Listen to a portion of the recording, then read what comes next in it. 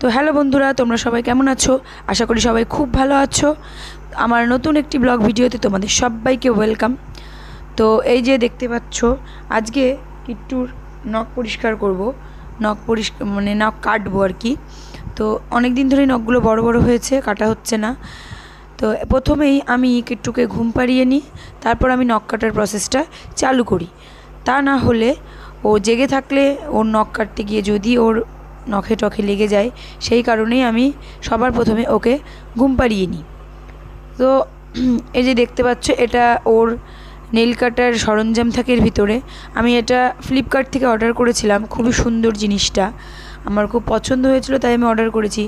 তো দেখতে পাচ্ছ, এটা একটা সুন্দর একটা গোলের মতো। তো এটার ভেতরে কি আছে আমি তোমাদের দেখাচ্ছি। এই যে দেখতে পাচ্ছ, এটার ভেতরে মোট 4টে জিনিস আছে। তো এটা খুবই সুবিধা, এটা সুন্দর করে রেখে দেওয়া যায় কোথাও। আর ওর পুরো সেটটাই আলাদা। এই যে ছোট্ট একটা দেখো কিউট মতো একটা নেইল কাটার, এটা দিয়ে ওর নখগুলো সুন্দর কাটা হয়ে যায়। আর এটা ছাড়াও এই কাঁচিটা দিয়েও নখ কাটা যায়, তবে আমি কাঁচিটা বেশি ইউজ করি না, আমি ওই নেল কাটারটা দিয়েই ওর নখগুলো কেটে দিই।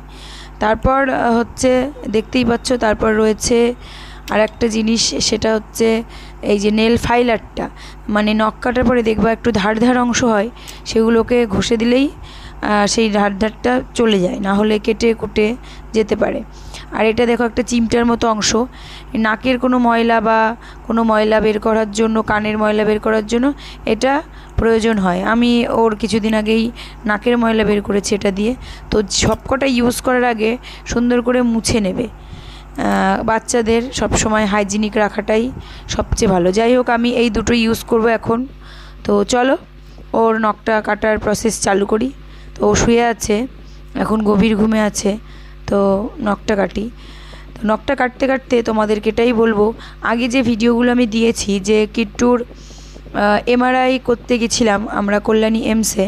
তো তোমরা যদি কেউ পুরো ডিটেল ভিডিও চাও, একটা ভিডিওর মধ্যে যে কি দিয়ে কেন আমি এমআরআই করতে গেছি, কেন এটা করতে হয়েছে, আর কিভাবে হলো, সমস্তটা জানার ইচ্ছে হলে তোমরা কমেন্টের মাধ্যমে আমাকে জানাও, আমি অবশ্যই তার ওপর একটি ভিডিও বানিয়ে দেবো।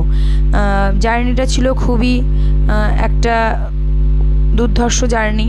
তো আমার মতো যে মায়েরাই আছো, তারা এটা ভালো মতো বুঝবে।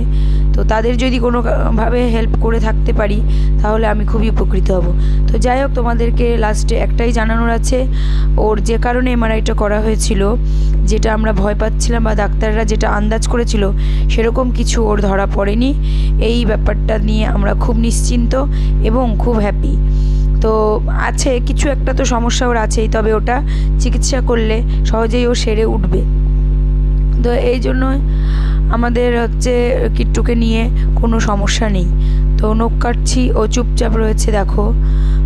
নখ কাটার পরে অবশ্যই তোমরা একটা ফাইলার দিয়ে ঘষে দেবে, কারণ নাহলে নখগুলো ধার হয়ে গেলে আরও বেশি কেটে যাওয়ার সম্ভাবনা থাকে। তো আমি দেখো এই যে নেল ফাইলারটা দিয়ে সুন্দর করে ওর নখগুলো ঘষে দিচ্ছি। এই কাজটা করার সময় তোমরা খুবই সাবধানের মতো কাজটা করবে, কারণ বাচ্চাদের যে নখের চামড়া বা যাই হোক গায়ের চামড়াগুলোই খুবই নরম হয়। তো বেশি ঘষা হয়ে গেলে ওদের ব্যথা লাগতে পারে।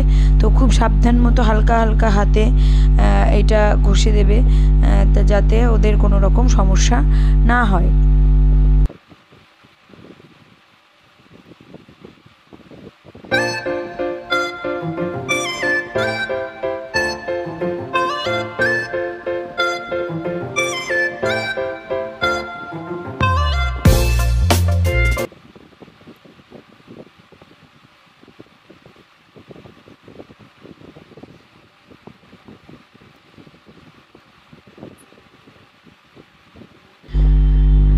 আর নখ পরিষ্কার করা হয়ে গেলে তোমরা অবশ্যই কাজটি করবে, একটা সুতির ভালো সুন্দর ন্যাকড়া দিয়ে নখগুলোকে ভালো করে, নখের যে বাড়তি অংশগুলোকে সুন্দর যাতে না থাকে, সেগুলোর জন্য হাতগুলো ভালো মুছে দেবে, কারণ নখের কুচি কাঁচা লেগে বাচ্চাদের সমস্যা হতে পারে। আমি প্রত্যেকবারই এই কাজটা করি। তো থ্যাংক ইউ ফর ওয়াচিং।